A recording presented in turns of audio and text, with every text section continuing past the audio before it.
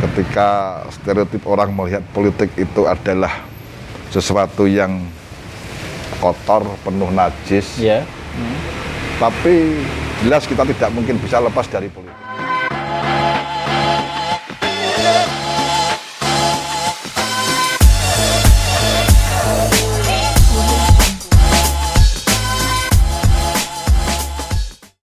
Assalamualaikum Pak Taufik. Waalaikumsalam Mas Bas. Selamat sore Pak. Nggih, sore. Kabar baik Pak? Alhamdulillah sehat, Nggih, baik. sehat, alhamdulillah. Nggih. Puasa juga lancar? Ya lancar Mas, nggih. alhamdulillah sampai ke 11 atau 12 hari ini. Iya. Kurang 20 hari lagi ya. Lebaran kita. Iya Mas Bas. Wah, ini jersey-nya AC Milan ini. Saya Inter, Nggih, jenengan AC Milan ini. kebetulan Ini- kita sama-sama tifosi satu kota, Iya. cuma beda warna. Iya, rival ya Pak ya? Rivalitas ya? Nggak boleh bilang rivalitas ya, Iya. kakak dan adik. Tapi kalau Pak Taufik memandang, Nggih. memahami rivalitas itu apa sih? Rivalitas bagian dari sebuah esensi yang mulia dari olahraga Mas ya. Ya. Jadi kalau kita di olahraga tidak melulu harus selalu mengejar kemenangan, kemudian Ya. membenci kekalahan, tapi juga ada rivalitas di mana di dalamnya adalah bagian termasuk fair play, kemudian Ya. menghargai prestasi orang lain. Saya pikir itu juga Iya. esensi dari rivalitas. Iya, ya. Ya. Itu memang harus ada ya di dalam sepak bola dan dalam bidang apapun rivalitas itu. Harus ada karena memang di sebuah medium kehidupan, saya pikir kalau rivalitas dipandang dari sisi yang positif tentu akan juga menghasilkan Iya, hal betul. yang akan menguntungkan lah. Iya. Tidak terus kemudian melihat bahwa rivalitas justru akan merugikan. Iya. Sebagai pemacu Mas Bas. Justru sebagai pemacu Pak ya. Nggih, nggih. Yang penting tidak buta itulah ya. Betul, betul, Ya. betul. Kalau suka AC Milan sejak kapan Pak Taufik? Lumayan lama Mas. Jadi Milanisti. Iya. Sejak SMA kelas 2, Sejak tepatnya SMA. tahun 1988. 88 ya. Saat itu kita teracuni tayangan Serie A di RCTI. Waktu itu ya. Waktu itu kemudian AC Milan dengan The Dream Team-nya Rio Belanda itu betul-betul Ya, membuat Belanda itu saya jadi siapa aja itu waktu itu? Ruud Gullit, Ruud Gullit, Frank Rijkaard, Frank Rijkaard sama sama Marco van Basten. Van Basten ya. Milan bisa merajai Serie A, bisa merajai Eropa. Iya. Itu betul-betul membuat saya terkesima. Iya. Sampai sekarang tidak bisa berpaling Mas Bas. Berarti dari trio Belanda itu ya? Suka AC Awalnya Milan? itu ketika trio Belanda sukses pasca Euro, Ya. juara mengalahkan Jerman itu, Ya. terus kemudian berlanjut di level klub, Ya. bisa membawa Milan Scudetto, bisa membawa Milan champion hingga Piala Dunia antar klub itu. Ya. Arrigo Sacchi dengan Dream Team-nya itu membuat saya betul-betul teracuni ya. Sangat Tidak teracuni, bisa berpaling dari AC Milan sampai sekarang, meskipun dalam perjalanannya banyak juga kisah-kisah yang harus bikin nyesek dada. Kisah apa itu Pak? Yang saya dada itu? Paling nyesek itu kekalahan Milan sama Liverpool di final Istanbul itu Mas. 2005. 2005. Ya. Itu saya ingat betul, kalau tidak salah Radar itu mengadakan nobar di Insumu. Waktu itu ya? Waktu itu. 2005 ya. Waktu itu Radar mengadakan nobar final Liga Champions. masih Liga Champions waktu itu namanya. 2005 Milan lawan Liverpool, dua tim legendaris ketemu di final. Baru menit kelima Maldini cetak gol, Ya. separuh babak sudah gol 3-0. Ya. Rasanya sudah tidak mungkin kita tinggal tidur aja, tahu-tahu sudah ngangkat piala. Tapi kemudian ya itulah seninya sepak bola Mas Bas. Iya, Jadi memang ada beberapa hal yang tidak bisa kita jelaskan dengan kata-kata kalau Iya, kita iya. bicara sepak bola. Berarti 3-0, 3-3. Tidak sama, Adu penalti ya. perpanjangan adu Iya, penalti, adu penalti dan betul-betul kalah, ya. mengaduk-aduk perasaan. Ya. Banyak peluang emas, tandukan Seva yang sudah berhadapan dengan jersey Dudek bisa sampai ditepis dengan refleks yang luar biasa. Ya. Betul-betul mengaduk-aduk perasaan. Tapi akhirnya kan dibalas juga tahun 2007. 2 tahun berikutnya Dibalas di Athena. di Athena ya. 2-1. 2-1. Rasanya juga impas lah. Ya. Ya. Seberapa besar sih Pak cintanya jenengan ke AC Milan? Buat saya sepak bola, Mas, saya ini kan kalau kita bicara tentang kita supporter kan supporter layar kaca lah. Iya. Kalau saya sepak bola senengnya hanya timnas Indonesia, Iya, timnas. kemudian Italia, Timnas Italia, AC Milan. AC Milan ya. Yang lain selingkuhan lah. Yang lain kalau itu nggak main. Jadi kalau pokok wajib bagi saya itu mendukung timnas, Iya. Gri Azzurri sama AC Milan. AC Milan. Kok hampir sama ya dengan saya? Saya timnas Indonesia. Iya, timnas benar, Italia benar, sama benar. Serie A. Milannya sama, saya AC dengan Inter. Ya hampir sama lah. Saya juga Iya. tergila-gila dengan Serie A. Gitu. Kita nangis bareng ini, Italia 2 kali beruntun nggak lolos Piala Dunia. Tapi bukti cinta itu apakah sudah dibuktikan dengan misalnya datang ke San Siro, Pak? Sudah pernah? Impian terbesar saya, Mas. Iya. Sempat dulu mau daftar ketika ada acara Milanisti Indonesia, ada kantor Iya. ke San Siro. Mhm. Sempat daftar, tapi kemudian enggak jadi. Waktu itu karena apa ya? Tahun berapa itu, Pak? Lumayan lama, 2012. 2012 ya. Ada tur ke San Siro. Mhm. Saya sempat melihat Milan langsung sekali, Mas. Final menghadapi Boca Junior di Tokyo waktu itu. Saya malah melihat itu, saya di Jepang waktu itu. Oh, jadi ke Jepang ya? 2006 kalau tidak salah itu ya. Kalah di Yang penalti. lawan Boca Junior. Kalah. Milan menang. Bukan junior. Kalau Boca Junior menang ya dulu ya waktu Menang lawan Boca Junior. 2007 Menang. itu. Aduh, lawannya siapa? Tapi nggak bisa masuk stadion, Mas. Saya nggak bisa pesen tiket mendadak. Di luar lapangan itu, di layar lebar. Tahun berapa itu, Pak? 2003 Yang jelas kan setelah kalau tidak 4 ya itu ya. yang setelah hasil juara Liga Champions pasti. Iya, betul. 2004 gitu. 2004 kalau tidak salah itu. Iya, Kalah iya. di Jepang itu, kalah adu penalti itu. Mhm. Aduh, lawannya siapa itu lupa saya. Masuk ke stadion. Masuk saya di luar, Mas. Nggak Di luar? kebagian tiket. Oh, Kalau gitu tiketnya memang harus pesan jauh-jauh sebelumnya. Kita sempat nobar di layar lebar itu. Iya, iya, iya. Tapi sempat melihat pemain-pemain AC Milan waktu itu. Sempat. Saya tungguin, Mas. Waktu mau main turun dari bis itu. Iya, iya. Waktu Milan Glory ke Jakarta, nggak bisa hadir. Bisa hadir ya. Nggak bisa hadir. Teman-teman dari Milanisti Session Kediri juga banyak yang datang ke sana. Iya, iya. Cuma ada pekerjaan nggak bisa ditinggal waktu itu, saya nggak bisa ikut waktu Milan Glory Iya, ke iya. Jakarta itu. Tapi rencana ingin ini ke Italia dan melihat langsung di San Siro. Pastilah. Pasti, Namanya kalau kita sebagai penggemar bola punya klub idola itu kan bisa datang ke stadion ibarat kita ke kuliner sepak bola. Iya.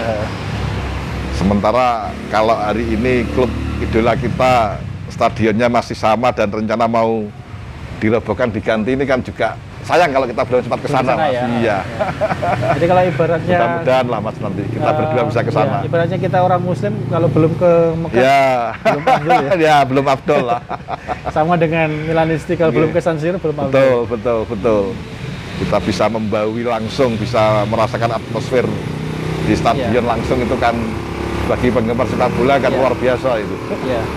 Tapi Pak Taufik memang jadi anggota Milanisti, Pak. Resmi, Pak. Iya, sejak itu, Mas. Terus kemudian terbentuk komunitas di Kediri ini. Ada ya?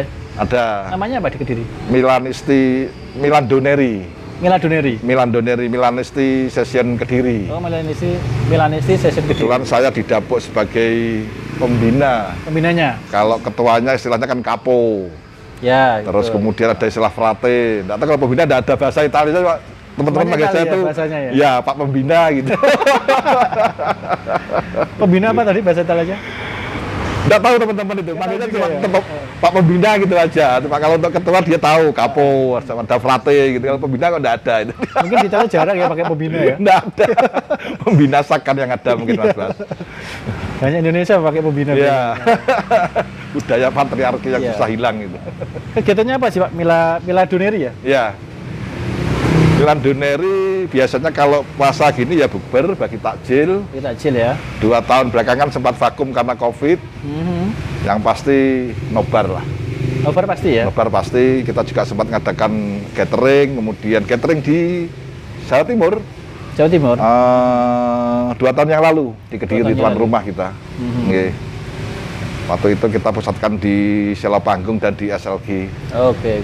Teman-teman Milanisti se-Jawa Timur kita ajak ke Simpang 5, naik ke atas melihat Kediri dari atap monumen Kegiatannya apa Simpang itu? 5. Terus Budi? Hanya kumpul-kumpul saja dengan yang Jawa Timur.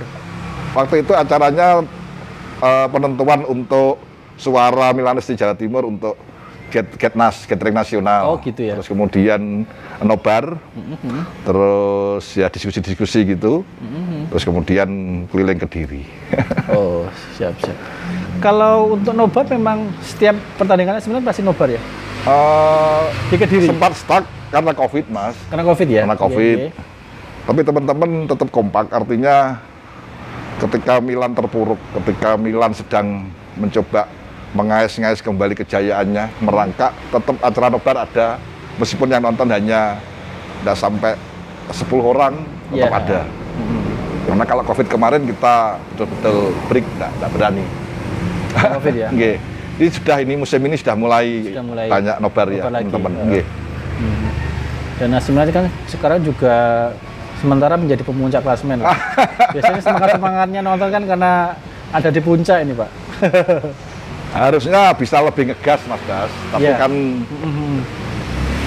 Milan kemarin ya juga menghormati bulan puasa lah. Dua laga terakhir kan tidak mau menyakiti lawan dengan mencetak gol, Itu ya? tidak mau kemasukan juga biar tidak sakit hati, jadi menjaga hati lah. Iya. Dua laga terakhir lawan mana itu? Lawan Torino sama lawan Genoa Bologna itu ya. Itu kan 0-0 semua, 0-0 bulan puasa ya, ini.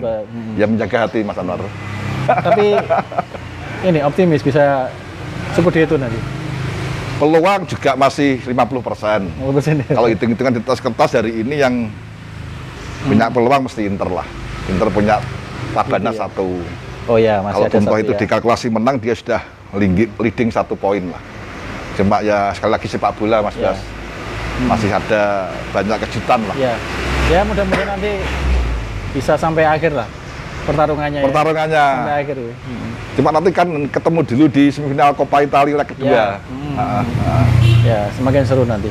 Saya harap nggak usah ada pemenang lah, satu-satu aja biar Milan yang lolos ke final. Kan ini musim terakhir Liga Coppa Italia pakai sistem agregat gol. Oh gitu ya? Ya, nanti kemarin di Milan sebagai tuan rumah 0-0. Iya.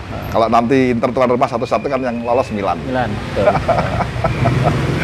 Pak Taufik ini suka sepak bola hanya menonton atau dulu suka main juga, Pak? Dilek-dilek saya mantan pemain, Mas. Sampai saya kuliah itu masih masuk tim inti kampus. Jenengan nggih? Nggih, dari kecil juga hobi bola, Mas. Sejak kecil nggih, Pak? Dari SD sudah. Pernah ikut SSB? Belum zaman, Mas, gitu. Zaman segitu, Belum Mas. zaman, Belum ada. Dulu apa ya, Pak, istilahnya, Pak? Nggak ada istilahnya. Dulu jadi Main kampung itu aja main ya? kampung. Cuma waktu itu Bapak punya temen pemain andalan desa, Pak Said, saya ingat. Itu didatangkan kalau hari Minggu pagi ngelatih teman-teman sebaya saya. Iya. Jadi tidak ada istilahnya SSB. Pakai sepatu pun juga masih jarang. Katakan kalau 10-20 yang pakai ya paling 1-2. Iya. Tahun 80-an loh, Mas, 80-an awal. Belum begitu berkembang Nggih. ya sepak bola Indonesia. Tahun 70-70-an pertengahan itu saya SD. Iya. Nggih. Hanya sepak bola kampung. Nggih. Tapi sampai kampus masih terus nggih, lanjut sepak bola. SMP tetap aktif sepak bola selain badminton. Iya. Sampai saya di bangku kuliah juga masih menekuni sepak bola dan badminton. Iya. Tim inti kampus, pelatihnya mantan Arema itu Meki Tata itu dulu. Oh, Meki Tata. Setelah kuliah ya sekarang untuk hiburan aja lah sepak bola. Hiburan ya. Faktor Posisinya U, apa Mas. dulu, Pak? Kenapa? Posisinya apa dulu? Saya playmaker. Playmaker. Nggih, bagi bola. Karena kan kaki kiri kanan saya kan waktu itu masih hidup semua. Kanan kiri ya. Nggih. Waktu itu gitu. Kayak siapa tuh? Ricardo Kakak atau Ricardo? Kalau speednya enggak lah. Gaya-gayanya. Sempat berlatih bareng sama Coach Aji Santoso. Dulu kan juga satu alma mater dengan saya. Waktu Coach Aji main di Arema, dia juga ngambil S1 di Unisma. Oh, Unisma ya. Nggih. Pelatih tim kampus kita itu Meki Tata. Coach Aji waktu itu juga nempuh S1-nya di Unisma meskipun Unisma, bukan ya. mahasiswa aktif ya. Iya. Kadang juga sesekali ikut latihan bareng dengan kita. Iya. sekarang saya lihat kan beberapa kali Pak Taufik di Nggih. postingan Facebook dan Instagram lah yang saya Nggih. ikuti ya, itu kan sering mendampingi Nggih. tim sepak bola Grogol. Jadi apa Pak di sana? Saya cerita dikit Mas ya. Ya, Cerita monggo. sedikit. Ini kan sebenarnya berawal dari kita sering jagongan di warung kopi. Ya. Tahun 2006, 2006. saya lihat itu masih ya tidak punya kegiatan yang produktif lah. Ngopi, bahkan ada yang beberapa itu malah, mohon maaf, buka botol, Ya, itu kalau siang malam begitu. Terus ya. saya pikir ini harus ada pelarian yang positif lah. Saya lihat mereka sebaya di bawah saya. Akhirnya Anak-anak mudanya ya? Iya, anak-anak mudanya. Saya ajak untuk bentuk klub badminton 2006. Ya. Mereka mau, tapi datang di gedung pun juga, menurut saya Bu, kayak orang ngarit, pakai celana jeans, tidak pakai sepatu, raket tidak punya. Saya bookingkan gedung 1 minggu 2 kali, raket gantian. Ya. Saya harus berpikir gimana biar mereka senang badminton. Saya adakan arisan, tiap latihan 10.000. Ya. Nanti yang kena slot dapat raket. Ya. Ada sekitar 30 orang. 30 orang. Selain badminton, kemudian berkembang ke sepak bola. Sepak bola. Waktu itu boomingnya film Mendadak Dangdut Titi Kamal. Terus teman-teman, wes namanya apa? Akhirnya namanya juga, mohon maaf, konotasinya agak minor, jable. Ya. Teman-teman nggak mau dibilang dibelai, jago membelai katanya, membelai bola, membelai shuttlecock itu ceritanya. Bahkan kemudian bertambah satu cabang olahraga hobi lagi, goes. Malah goes belum se-booming sekarang. Kita punya dulu namanya Jable Cycling Team. Kalau sepak bolanya Jable United sampai sekarang, badmintonnya PB Jable sampai sekarang juga masih aktif. Yang goes yang malah justru sekarang agak vakum. Agak aktif. Nggih. Berarti yang jalan sepak bola dan Badminton. bulu tangkisnya ya? Kita bulu tangkis seminggu 2 kali, hari Ya. Senin dan Kamis di gedung Cerme itu. Kemudian sepak bola setiap Sabtu sore di lapangan Sembah. Iya. Nggih. Ya. Anak-anak muda semua rata-rata yang Campur Mas sekarang. Campur ya? Campur. Dari awal pun kita campur. Ada dulu kita bentuk itu ada yang masih kelas 6 SD, ada yang tukang bakso, ada yang PNS, ada yang tukang pijet, semua. Tambal ban ada. semuanya ikut. Sampai sekarang begitu. Jadi heterogen banget.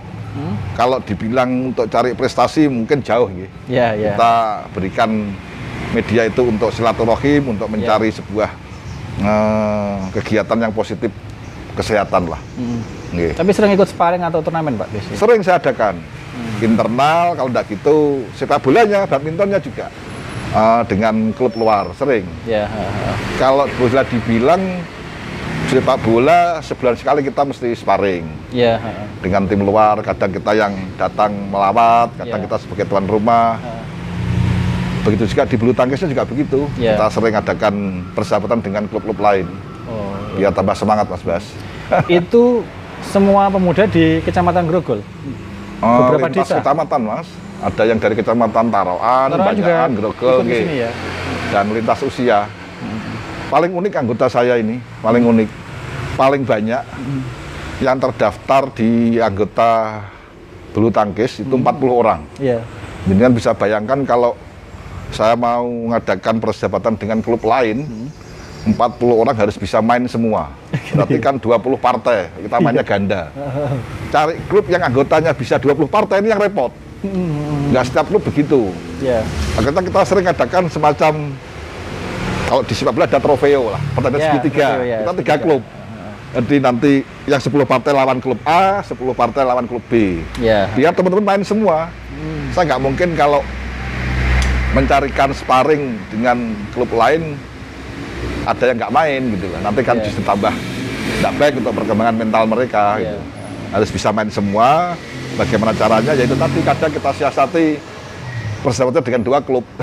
Oh gitu. Nggih. Usianya dari usia berapa Pak paling? Anak sekolah ada itu yang masuk ke sana? Kuliah Mas, ada yang di Kuliah, IK ya? nih paling muda. Kemarin kita Februari ulang tahun itu si Mas Fakih, mahasiswa IIK kedokteran gigi itu yang dapat potongan tumpeng dari saya. Karena saya anggap dia yang paling muda anggota. Iya. Paling muda anak kuliah ya? Anak kuliah. Kalau paling- pertama dibentuk dulu ada masih SD Mas. Iya, iya. Kalau sudah punya anak ya masih ikut aktif. Yang paling tua? Usia Paling berapa? tua pensiunan PNS, Pak Pensiunan. Harto, ada Mbah Komari. Sekitar usia 65 lah. Iya. Heeh. Monggo kalau ada waktu longgar, Senin Siap. atau Kamis malam datang Kapan-kapan ke lah Balai datang ke Desa sana, Cerme. ya. Lapangan mana Pak? Balai Desa Cerme Mas, Balai Desa Cerme itu ya, Guna gitu ya. Cerme. Semalam kita latihan. Kalau puasa rame sampai 1:30 kemarin. Iya, iya. Siap. Pak Taufik gini, Nggih. selain suka olahraga, sepak bola, kemudian badminton, saya lihat juga kan orangnya sangat seniman sekali, sangat seni sekali. Karena saya lihat beberapa di postingan Instagram dan Facebook sering memperlihatkan hasil lukisan, Pak. Nggih, nggih, Betul ya, nggih. Pak ya? Lukisan. Itu lukisan apa, Pak, yang jenengan tampilkan di media sosial ini? Eh, Alirannya apa itu? alirannya aliran realis Mas. Realis ya? Kalau boleh cerita, kenapa saya dulu menyukai gambar kan sejak kecil itu mau belajar musik. Dulu kan dilarang saya sama bapak. Musik? Pernah pulang bawa gitar pinjaman teman itu tidak Iya. boleh. Genjreng-genjreng. Kenapa nggak boleh? Saya tidak tahu alasannya. Iya, iya. Saya tidak tahu alasannya. Bapak kan orang agak kolot Mas ya. Ya, mungkin zaman itu musisi dianggap ini ya dulu ya, mungkin ya. Terus kemudian akhirnya saya coret-coret di tembok, di lantai, di kertas. Itu SD sampai kelas 4. Iya, Kemudian ikut sanggar, kebetulan di desa dekat rumah sini ada sanggar kesenian waktu itu. sangat Ada kesenian. orang sini asli yang kemudian sukses di Jakarta, bergerak di kesenian, Kaalek namanya. Iya, Dia di Jakarta mendirikan Soka, Sasana Olah Kesenian Kaalek. iya. Ada seni lukis dan seni tari. Kemudian Grogol dikembangkan ini di berarti sini. ya? Di Jakarta aslinya Mas. Jakarta Terus sini. kemudian buka cabang di sini di tempat kelahirannya Kaalek. Iya, iya. Nah, saya jadi salah satu muridnya lah. Iya. Ada hampir 5 tahun saya di situ. Oke, setiap minggu pagi Iya. kita sering diajak sama guru itu untuk sepedaan Mas. Sepedaan Iya. cari lokasi di luar, kita gambar di alam terbuka, apa Iya. yang kita lihat. Nah, itu yang kemudian menjadi semacam penegas memori kolektif saya ketika sekarang kalau keluar kota, ada waktu senggang, ada waktu longgar, Iya. saya coba ingin menapaktilasi kegiatan dulu waktu kecil gitu. Waktu kecil ya? Nggih. Saya datang ke tempat-tempat yang saya anggap punya nilai sejarah, ke heritage, ke bangunan-bangunan yang bisa saya abadikan di coretan sketsa atau lukisan itu. Waktu belajar dulu sama Kak Alek ya, Nggih, nggih. itu apa Pak yang dilukis biasanya untuk media belajarnya? Seringnya kan kita diajak keluar, Mas. Biasanya keluar Itu ya? yang kemudian membuat saya sampai sekarang agak nggak pede kalau harus melukis orang, Iya. harus melukis objek benda hidup. Benda hidup ya? Saya nggak pede kalau harus melukis potret Manusia, manusia binatang. gitu, nggak pede saya. Saya takut nggak mirip, takut tambah jelek gitu. Iya. Beraninya saya hanya melukis monumen, Iya. nggak ada yang Bangunan-bangunan cuma ya? dari kecil dulu sudah biasa cat minyak Mas Bas. Iya. Medianya kanvas, Kanvas ya? bukan kertas atau krayon atau pensil warna, sudah cat minyak saya dulu. Iya, iya. Dan setiap ajang porseni SD sampai SMP untuk seni lukis, saya langganan juara, mulai tingkat kabupaten sampai provinsi. Sering juara ya? Mesti juara satu. Salah satu ya? Lomba Melukis, Lomba melukis. porseni SD itu kan ada SD dulu. sampai provinsi saya Mas. sampai provinsi. Nggih, SD 2 tahun, kelas 5, kelas 6 juara 1. Iya. SMP pun masih dikirim lagi juga juara 1 terus. SMP itu apa dulu namanya? Porseni juga. Porseni juga sama, Iya. sama porseni. Porseni. Dan lomba-lomba itu sampai usia berapa Pak? Masih ikut lomba? Sampai SMP Mas Bas. Sampai SMP, Sampai SMP saya masih aktif ikut itu. Ada cerita lucu, saya dulu kan langganan majalah Bubu waktu SD. Iya. Sering ada lomba mewarnai. Ada gambar Iya. kosong yang harus kita warnai, kemudian selesai kita kirim. Saya nggak mau. Saya bikin gambar sendiri. dengan Iya. objek yang sama saya warnai. Iya. Saya kirim ke panitianya. Tentu nggak juara lah, nggak menang. Cuma sama Iya. ada hiburan. Iya. Dapat tas sekolah, alat sekolah, tanda tanya Pak Tino Sidin waktu itu. Iya, iya. Udah senangnya minta ampun itu. Itu kenapa SMA dan kuliah nggak dilanjutkan? Kuliah masih, SMA masih. SMA hanya bikin-bikin gambar untuk ditempel di kelas, daftar piket, daftar nota Iya. pelajaran itu sering saya gambar. Gambarnya lupus, gambarnya apa itu saya bikin gitu gitu. ya. Tapi lomba sudah nggak pernah ikut waktu itu? Sudah tidak pernah ikut, Mas. Nggak pernah ikut ya lomba? Kalau kuliah saya merintis jadi ilustrator majalah kampus. Majalah kampus ya, ilustrator ya? Kemudian jadi reporter kados dengan sampai jadi pimretnya. Di majalah kampus, Unisma? Nggih, majalah kampus, Iya, fakultas saya nggih. Itu jenengan menyadari sebagai bakat atau memang itu proses belajar, Pak? Waktu itu jenengan melukis itu? Kita bicara bakat itu kan agak susah kita definisikan. Iya. Artinya bakat itu ditemukan atau bakat itu dibentuk. Iya. Saya sering bicara tentang bakat itu bahwa kalau kita rajin mengeksplor apa yang kita maui dengan telaten, dengan Iya. sabar, tentu boleh dikatakan kita berbakat.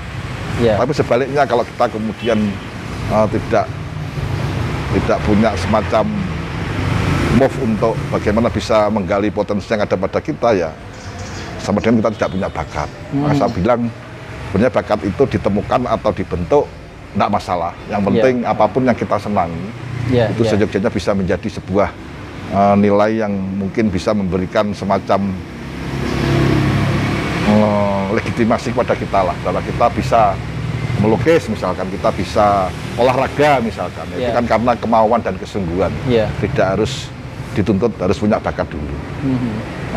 Tapi waktu itu sangat suka sekali gitu pelukis. Sangat suka sekali. Saya ingat SD kelas 5 waktu itu ditanya bapak ibu guru, saya teman-teman ditanya pengen jadi apa, bisa dokter, jadi apa, penerbang, jadi apa, pilot. Saya jawab pelukis. Pelukis ya? Iya, teman-teman pada ketawa. Ya, memang saya waktu itu passionnya dilukis, saya senang banget. Saya sudah main cat minyak Mas waktu itu sama kanvas. Iya. Jadi memang passionnya melukis.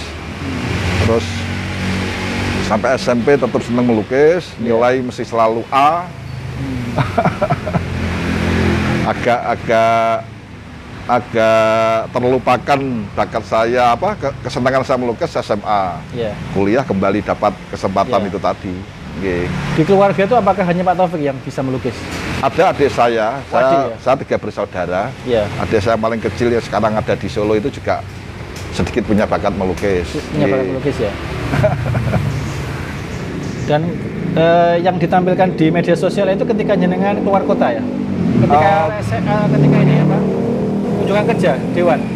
Tidak Biasanya? harus keluar kota Mas. Keluar kota ya? Juga banyak yang saya lukis di objek sekitaran, di pos sarang, sela panggung, di lahan bandara pernah juga, atau bahkan saya pas kalau nganggur di rumah, saya lukis objek yang ada di rumah.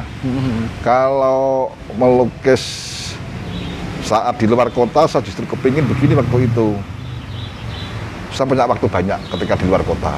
Artinya senyampang tugas kedinasan selesai, cukup banyak waktu untuk saya bisa menikmati keindahan, eksotisme sebuah kota atau sebuah wilayah yang kemudian bisa membuat satu kenangan panjang bahwa saya pernah ke sini. Oh gitu ya? Saya kalau hanya ambil foto selfie di depan mungkin biasa. Kalau saya tulis kenangan ya mungkin juga biasa. Saya kepingin, saya punya passion di lukis, coba saya bikin itu. Saya buka-buka googling, oh ternyata ada istilahnya traveler sketcher itu. Iya, betul. Yang kemudian dulu pernah Mas Didin nungguin saya di Kelenteng Kediri, terus kemudian diangkat di lukis itu ya? Radar itu. Iya. Itu prosesnya itu ya biasanya kan ikon kota ya? Iya Mas ya. Kota ya. Biasanya sebelum jenengan datang ke kota itu memang sudah merencanakan ya? Oh, ikonnya apa ini kota ini? Ada yang begitu, ada yang spontan. Spontan ya, bisa. Ada yang pernah saya datangi mau saya lukis nggak jadi karena hujan. Oh gitu. Sampai kemudian pernah saya datangi di Solo ya, waktu itu mau melukis Loji Gandrung. Ya. 3 kali gagal, Mas. Pertama saya datang sore begini hujan. Ya. Lain waktu pas ke Solo lagi datang ke sana ditutupi, direnovasi, ditutupi sama sang-sang itu. Oh gitu. Ya. Baru yang ketiga saya merumput pagi jam 6, saya lihat sudah renovasi selesai, nah baru saya lukis itu. 3 kali ke sana berarti. 3 kali ke sana ya pas di lain kesempatan gitu loh, Ya, Mas. di lain kesempatan berarti ya. Ya. Ada yang harus saya tanda kutip nggih, menyogok penjaga. Ya. Saya ke Solo juga, saya pengen melukis Stadion Manahan. Manaan ya. Yang kalau dari luar itu ada patungnya orang memanah, terus Ya. tampilan tutup stadionnya kayak stadion Allianz Arena itu. Manaan yang baru berarti. Manahan yang baru. Ya. Kondisi COVID. Covid. Nggak boleh masuk. Nggak boleh masuk. Saya ajak ngobrol dulu penjaganya. Ajak ngobrol, saya kasih rokok, saya kasih tips, saya boleh masuk. 2 jam Pak, jangan nungguin boleh. Ditungguin dia. Itu lucu itu. Ada banyak cerita menarik lah.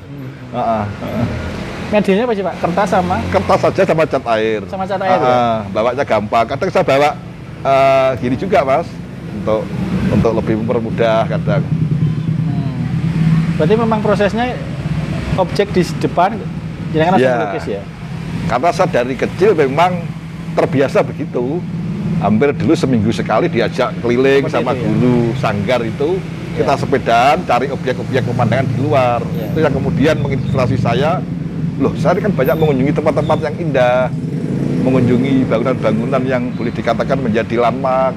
Ya. Wah, kalau saya bisa abadikan dalam bentuk lukisan yang saya bisa kan untuk kenang-kenangan lah daripada Kenang-kenangan, hanya ya. sekedar foto selfie begitu, Ya. Mas. Awalnya begitu. Gitu ya. Sudah berapa Pak jumlah lukisan sekarang yang jenengan? Belum sempat hitung saya, Mas. Kalau ya mungkin kira-kira 100 lah. 100 ya. Nggih. Saya simpan masih. Saya belum pede kalau pameran. Mungkin kalau diterbitkan buku boleh lah. Jenengan simpan di arsip sendiri ya itu. Ya, saya simpan. Ada beberapa yang diminta teman. Ada teman nggak kenal di Facebook. Memang bagus, Boleh itu Pak ya. Taufik saya minta. Oh. Ya udah saya kirim. Mas. Ya. Tugu Jogja itu sampai ngelukis 2 kali karena saya diminta. Benar saya tidak kenal. Saya tidak kenal, ya hanya Ya. kenal di media sosial. Iya. Ada masjid di Padang juga begitu diminta itu. Iya. Saya berpikir buat kalau untuk ini bisa nyenangkan orang ya nggak apa-apa lah, nanti toh bisa saya melukis lagi begitu. Tapi ada yang menawar Pak? Nggak ada, bukan tidak punya nilai jual mungkin ya. Kalau yang ngajak untuk bikin proyek cover buku banyak. Cover buku banyak ya? Ada beberapa penulis besar malah Mas. Yang ngajak gitu. Iya. Bolehlah nanti lukisan Pak Taufik bisa kita masukkan. Monggo kalau berkenan, kalau dianggap layak silahkan. Terus gimana nanti itu? Nggak usah lah ngomong gitu, wes terserah saya bilang begitu. Ini cuma hobi saya bilang begitu. Iya. Nggak usah, itu kan profesional lah. Bisa diajak Anda ikut menyumbangkan karya saya pun sudah luar Iya. biasa saya anggap. Nggih. Memang itu sebagai nostalgia saja ya Pak Taufik itu? Atau mungkin punya makna lain?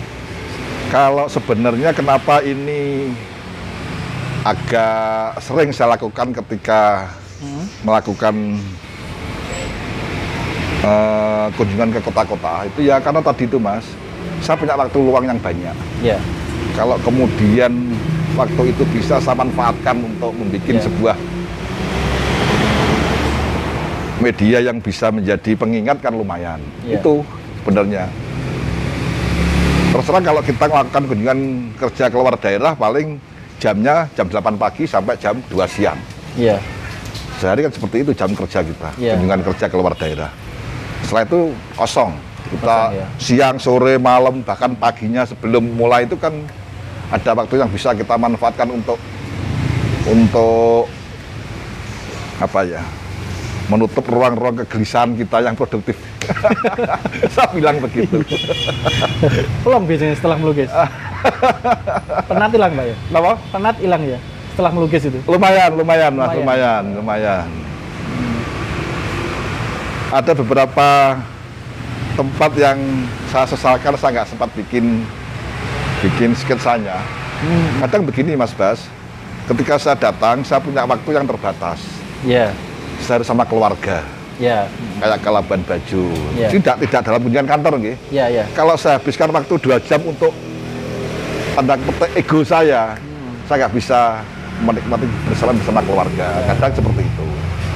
Ke Raja Ampat juga begitu. Jadi ada beberapa momen-momen yang harus saya sulit ya. meluangkan Padahal sudah waktu itu. bawa perlengkapan juga. Ya. Itu selalu dibawa keluar kota pasti. Oh, dalam tas, Mas. Paling cuma kertas sketsa, papan, cat air, kuas dan palet itu saja. Itu aja ya. Jadi nggak banyak. Kalau ditaruh di satu tas kresek ya nggak nampak. Lain kalau kita harus pakai media kanvas. Gimana, Mas? Nggak berat gitu di bawah. Nggak berat. Ya? Nggih. Tas kecil sudah saya bawa ke ransel gitu nggak kelihatan. Jadi kan berbakat sepak bola, kemudian juga punya keahlian melukis. Tetapi kenapa akhirnya menjadi politisi, Pak? Memilih menjadi politisi? Ini cerita lagi. Senangnya dulu organisasi, Mas Bas. Organisasi ya? SD juga ikut pramuka, aktif di pramuka sampai ikut Jamnas, Jamtab, Jamda, Jamnas, sampai SMP saya ikut Jamnas. Iya. Terus senang organisasi, di OSIS terus, waktu di mahasiswa juga begitu, di intra dan ekstra. Ya. Kalau sekarang misalnya BEM itu saya dulu ketuanya, masih SMPT dulu, Mas. Selain senat fakultas juga ada senat mahasiswa perguruan tinggi. Kalau sekarang BEM itu. Iya. Dulu namanya apa? Senat? SMPT, senat mahasiswa perguruan tinggi. Kalau fakultas ya senat fakultas gitu. Iya, iya. Kebetulan karirnya juga di situ saya di kemahasiswaan. Nggih. Ketuanya. Di jurnalistik juga, di kemahasiswaan juga. Dulu guyuran sama teman-teman aktivis. Kita lulus kuliah besok harus terus ke partai politik. Guyonannya waktu itu kan belum seperti era multipartai sekarang, hanya 3 partai kan waktu itu. Saya lulus tahun 94, belum reformasi. Belum reformasi. Sebelum reformasi. Jadi kalau nggak punya terah darah biru, putra Kiai atau Gus ya jangan masuk P3. Iya. Ikut partai nasionalis. Ya. Seperti itu. Benar, alumni kita, teman-teman mahasiswa yang pergerakan begitu lulus pada masuk ke saya yang paling telat, Mas. Ya. Saya paling telat. Teman-teman 94 sudah pada masuk parlemen, sudah jadi ketua dewan, sudah jadi ketua partai. Satu angkatan. Iya, iya. Terus kok nggak pernah dengar masuk di partai itu kenapa gitu. Ya belum ngeh saja waktu itu. Termasuk ketika saya pertama masuk di politik lokal, ya karena ajaan ketua DPC P3 waktu itu teman sekolah. Tahun berapa, Pak, pertama kali terjun ke politik? Politik praktis formal saya masuk 2008, Mas. 2008 ya? Jadi setahun persis sebelum Pileg 2009. Iya, iya, iya. Pak Ali Warsdi, ketua DPC P3 datang ke rumah ada 10 kali mungkin. Bawa formulir agar mau merayu saya jadi caleg. Saya bilang, saya masih punya tanggung jawab sebagai ketua Panwas Pilgub Jatim waktu itu. Iya. Kalau saya harus daftar caleg kan harus mundur, dirayu terus toh. Tinggal tanda tangan, minta fotonya. Bukan begitu. Masalahnya tinggal tanda tangan dan foto kan artinya tidak berbuat apa-apa. Iya. Terus kemudian saya sempat, kalau orang Jawa bilang itu nyokehne lah. Ya. Mempertanyakan kira-kira cocok nggak kalau saya harus terjun ke politik praktis masuk di partai. Waktu itu ketua PCN masih Yai Najib. Ya. Saya sempat sowan, saya minta tausiah. Ya. Yes, silahkan. Kalau pengen jadi jangan di PKB. Apa Yai? Sudah ada dewannya didapil Pak Taufik. Ya. Cari P3 loh, kok cocok saya bilang begitu. Akhirnya masuk P3 itu. Sampai sekarang, Mas. Sekarang. Nggih. Sudah berapa ini, Pak? Berapa periode di Dewan? 3 periode, Mas Bas. 3 periode. 2009, 2014, terakhir kemarin 2019. 3 periode ya. Nggih. Apa sih makna politik bagi Pak Taufik? Ini yang menjadi bayang-bayang saya dari dulu. Ketika stereotip orang melihat politik itu adalah sesuatu yang kotor, penuh najis. Iya. Tapi jelas kita tidak mungkin bisa lepas dari politik di kehidupan. Iya. Maka kemudian ketika saya sudah terjun langsung, saya ingat betul apa yang menjadi pesan dari almarhumah ibu saya. Iya. Kamu boleh nyalek, nanti kalau jadi dewan, jadi orang politik, yang penting satu, jangan ngelawain adat, manfaat untuk orang banyak, dan jangan kawin lagi. 3 itu saya ingat sampai sekarang. Bener, Mas. Makanya kemudian saya niati sebagai ladang ibadah lah. Apa yang bisa saya lakukan dengan kedudukan saya sebagai wakil rakyat ini, saya manfaatkan betul untuk kepentingan masyarakat banyak. Gitu ya.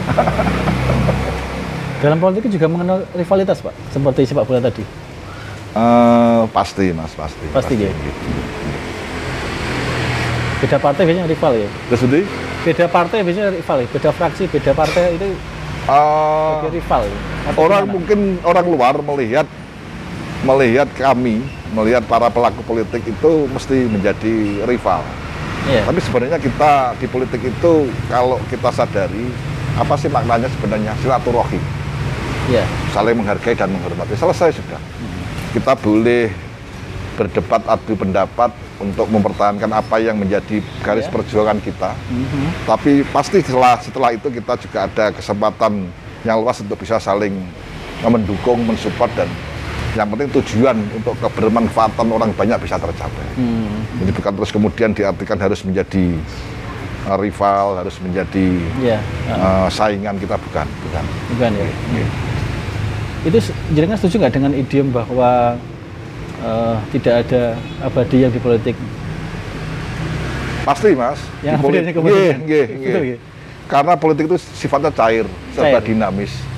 Kalau sekarang kita tidak mendukung, tapi kemudian besok kita menjadi frontman yang di depan malah membela, saya pikir sangat logis sekali. Logis sekali. Karena kan yang menjadi alasan adalah bagaimana tujuan ini tercapai. Iya. Bagaimana kita harus berkoalisi dengan yang kemarin tidak mendukung.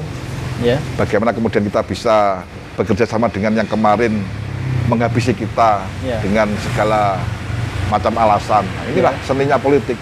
Iya. Yang penting kesemuanya itu harus menjadi sebuah tujuan bersama agar bisa berdiri bersama masyarakat banyak. Itu yang saya pikir menjadi nilai penting, Mas Bas. Nggih. Dan tujuannya adalah untuk ini ya, untuk ikut mensejahterakan masyarakat. Pasti. Saya pikir semua begitu. politisi. Nggih. Jadi apapun profesi kita, kalau kita sudah nawa itu untuk menjadi ladang ibadah, Mas Bas, tentu ini menjadi sebuah giroh, sebuah semangat yang nanti bisa lebih mewarnai spirit kita dalam melakukan aktivitas tanggung jawab kita selaku Iya. atas jenengan, selaku wartawan, saya selaku wakil rakyat. Saya pikir itu bisa lebih memberikan dampak yang positif. Iya. Dan nyawa itu seperti itu. Untuk ke depan, Pak, apakah ini mau naik jenjang, misalnya ke Jatim atau tetap di kabupaten? Selama sistem politik kita seperti ini, Mas Bas, tentu yang menjadi pertimbangan kita itu adalah kosnya, ongkos politiknya. Ongkos politik ya? Ongkos politiknya. Iya. Kalau kita kemudian mampunya, seperti kita angkat berat, kalau kita hanya mampu mengangkat 5 kilo, kalau dipaksa harus ngangkat 8 atau 10 kilo kan mesti nggak kuat, Iya. mesti ambruk. Saya pikir siapa sih yang nggak kepingin jenjang harus naik ke tingkat provinsi atau bahkan ke RI. Iya. Tapi senyampang kita bisa mengukur kemampuan kita. Karena sekali lagi sistem politik kita masih tidak bisa kita bantah, Iya. masih mengandalkan kekuatan finansial, Masih sangat finansial ya. sangat finansial. Karena apa? Kita punya jaringan yang luas, Iya. kita punya networking yang kita bangun bagus, kemudian kita punya kapasitas intelektual yang mumpuni lah. Tanpa kemudian kita dibekali oleh kekuatan finansial yang cukup, sulit. Ini yang menjadi PR bersama sebenarnya dengan sistem pemilihan kita yang seperti ini. Iya. Lain kalau bukan suara terbanyak, mungkin kalau dikembalikan kepada nomor urut, masyarakat pun tidak terus kemudian harus seolah-olah digiring untuk memilih karena berdasarkan siapa yang memberikan Iya. amplop. Itu artinya memang masyarakat yang tidak punya modal besar itu susah Pak menjadi politisi. Ada beberapa anomali Mas Bas, pengecualian. Saya lihat di teman-teman dewan terpilih kabupaten saja yang Ya. saya kenal tahu. 50 orang juga masih ada. Tapi ya kalau dihitung jari nggak ada jari separuh lah. Ya. Yang tidak kemudian mengandalkan kekuatan finansial. Ada, masih ya? ada, masih ada. Ya. Dan saya tidak tahu itu faktor Lux, Faktor faktor apa ya? X atau faktor apa. Ah. Tapi yang jelas memang tidak mengeluarkan biaya yang sangat besar. Saya pikir itu anomali lah dengan sistemnya Iya. sekarang. Artinya memang bisa ya? Bisa, tapi ya itu perbandingannya Mas. Kecil sekali. Kecil sekali. Ada, saya percaya ada. Ya. Dan saya pun juga percaya bahwa karena saya dulu berpikir ketika saya maju pertama Mas Bas, saya pelaku 2009. Ya. Saya coba petani anatomi masyarakat. Kalau dipresentasi, Ya. mungkin yang tipe-tipe transaksional adalah 30-40%. Ya. Ada yang tipe masyarakat itu yang kemudian masih melihat tentang bagaimana kapasitas dari si calon. Calon, ya. Itu katakanlah tidak besar, 30%. Ya. Yang 30% mereka belum punya pilihan, Ya. belum punya ketetapan harus memilih berdasarkan apa. Ya. Saya yakin begitu dulu, tapi ketika saya masuk 2009, saya kaget. Teori yang saya yakinin ternyata jungkir balik. Beda semua ya. Beda semua. 2009 dulu masih, ini kalau kita bicara jujur, Ya. masyarakat itu masih siapa sing nyangoni saya pilih. Ya. 2009. 2014 lebih parah. Ya. Bukan lagi siapa yang nyangoni saya pilih. Siapa yang nyangoni saya lebih banyak, Ya. saya pilih. Ini cerita 2014 Ya. malam hari H. Ya. Di rumah ini open house. Terus. Ya. Saya tinggal. Saya habis maghrib, saya menenangkan diri minta barokah doa ke beberapa kiai. Amin satu ya dia. Berapa? Amin satu. Amin cepet. satu malamnya itu, malamnya. Tapi rumah open house. Ya. Banyak kader simpatisan datang ke rumah, ya kita jamu ala kadarnya. Jam 8, istri saya telepon. Ya. Ini hidangan di rumah habis semua. Makanan habis, minuman Ya, habis. ya. Terus gimana? Loh, rumah kita di depan pasar. Ya. Ada banyak penjual. Nasi goreng, soto, pecel, nasi tumpang semua Ada ada. semua, ya. Wes borong. Orang-orang jangan sampai enggak kebagian hidangan. Terus kemudian setengah jam, saya ditelepon lagi. Habis semua. Jual makanan itu. Ya sudah, akhirnya tamu-tamu yang datang agak malam kan nggak bagian apa-apa. Ya. Saya kan penasaran. H+2 setelah pencoblosan, saya ke depan pasar. Ya. Beberapa penjual kan saya kenal baik semua. Ya. Oh, saya juga asli sini, Mas Bas. Saya Ya. tanya, weh, malam coblosan panen raya. Ya. Ya Pak Taufik, pripun? Orang-orang kesini itu ngajak keluarganya semua, istri dan anaknya. Setiap membayar pasti mengeluarkan amplop yang baru disobek. Ya. Dan tidak hanya satu, Ya. ada 3 sampai 5 amplop. Bagus, saya bilang begitu. Itu namanya pesta demokrasi. Ya. Ya. Tapi dalam batin saya kalau sedodo itu loh. Ya. Ya. Kalau model sekarang ini tingkat keterpilihan harus terbaca sebagai kekuatan finansial. Ya. Nampaknya kan juga harus ada sebuah refleksi yang mendalam. Betul. Repot kalau begini. Betul. Cuma kalau itu kita nafikan juga tidak bisa. Kenyataannya begitu, Mas Bas. Iya. Itu yang tanpa kos tinggi. Nggih. Latar belakangnya apa rata-rata Pak yang di kabupaten itu kalau yang jenengan lihat? Mereka yang tidak mengandalkan atau tidak harus mengeluarkan kos tinggi itu punya basis dukungan yang real, Pak. Gitu ya. Artinya punya pondok, santrinya banyak, Ya. alumninya banyak. Ya. Begitu ada tausiah harus mendukung, mensukseskan, Ya. kan sudah tidak usah pakai itu lagi. Lebih murah. Itu yang kemudian menjadi nilai plus, Mas. Ya. Jadi kalau cuma saya melihat beberapa kalangan pondok pesantren itu tidak memilih untuk terjun ke politik praktis. Ya. Saya bayangkan kalau misalkan seperti Gus Anim Lirboyo yang jadi anggota DPR RI, RI ya. di tingkat provinsi dan kabupaten pun ada kalangan dari pondok pesantren yang mereka mempunyai basis dukungan santri dan alumni yang banyak, mau terjun ke politik praktis, hemat biaya, Ya. dan juga tentu akan membawa pengaruh yang positif di dalam dunia parlemen tersendiri. Ya, ya. Saya yakin begitu, cuma saya melihat belum begitu banyak mereka memiliki passion, ketertarikan untuk terjun langsung ke dunia politik praktis. Dengan persoalan itu, Pak, apa yang harus kita ubah? Politisinya, masyarakatnya, atau sistemnya ini? Mau tidak mau kita harus bicara sistem, Mas Bas. Sistem ya? Sistemnya. Karena memang kalau kemudian sistem hari ini diberlakukan terus-menerus, kalau sistem pemilihan untuk wakil rakyat baik RI, provinsi, dan kabupaten kota adalah suara terbanyak, Iya. itu mau tidak mau, kalau kepingin jadi, harus bertarung habis-habisan untuk merebut simpati masyarakat yang sayangnya masih diartikan, diterjemahkan sebagai kekuatan amplop. Itu ya. Saya bayangkan kalau dulu 2009 sebelum kemudian dirubah oleh MK H-3 bulan surat nomor urut, tentu tingkat persaingannya lebih sehat. Iya. Artinya siapapun yang jadi caleg di nomor sepatu, nomor sepatu kan nomor bawah, Mas, Bawah. bukan nomor peci. Saya pikir juga tidak akan melakukan sebuah upaya gila-gilaan dengan menyiapkan amunisi yang luar biasa untuk merebut suara terbanyak. Tapi ketika sistemnya adalah suara terbanyak, siapapun bisa terpilih. Iya.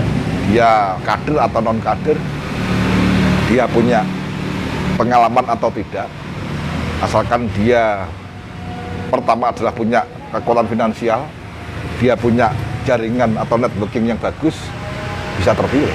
Iya. Ini yang kemudian menjadi mata rantai yang harusnya bisa menjadi kajian lebih mendalam lah. Bagaimana sistem pemilu kita ini bisa lebih sehat, tidak terus kemudian menjadi pemilu adalah pemilihan uang, bukan pemilihan umum.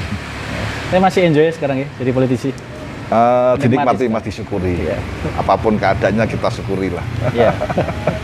Ini pertanyaan pamungkas, Pak. Nggih, Biasanya Mas kalau Bas, pertanyaan nggih. pamungkas ini saya punya dua pilihan yang harus dipilih salah satu ini. Nggih. Menjadi pelukis dengan bayaran besar atau menjadi politisi dengan bayaran yang kecil. Harus dipilih itu, nggih. Harus dipilih salah satu. Harus dipilih. Saya pikir dunia politik dan seni itu bisa menjadi satu kesatuan yang saling melengkapi. Iya, iya. Kalau orang mengatakan politik itu keras seperti kotor, maka bagian melembutkannya adalah seni. Iya. Entah itu seni lukis, seni tari, seni suara, dan sebagainya. Iya. Saya pikir ini bisa saling menjadi komplement yang melengkapi lah. Iya. Saya pikir menjadi family man saja lah. Ayah yang baik buat anak-anak saya. Kalau dua itu, kalau dua itu salah satu mana ini? Politisi kan sifatnya profesi lah. Profesi yang tidak terus-menerus. Iya. Saya seperti ini pasti nanti ada titik akhirnya lah. Harus menyingkir pensiun dari dunia politik. Makanya kalau sudah memilih, saya pengen jadi family man saja. Berarti nggak ada dua-duanya ini? Kayak Pak SBY mungkin. Pensiun kemudian menekuni dunia lukis. Ya kan? Malah lebih produktif lah. Oke. Terima kasih Pak Taufik. Saya terima kasih banyak, Mas Terima Bas. kasih. Sudah kersosowan mriki. Ya, terima kasih, banyak saya terima. berdiskusi. Nggih, nggih. Terima kasih. Makasih.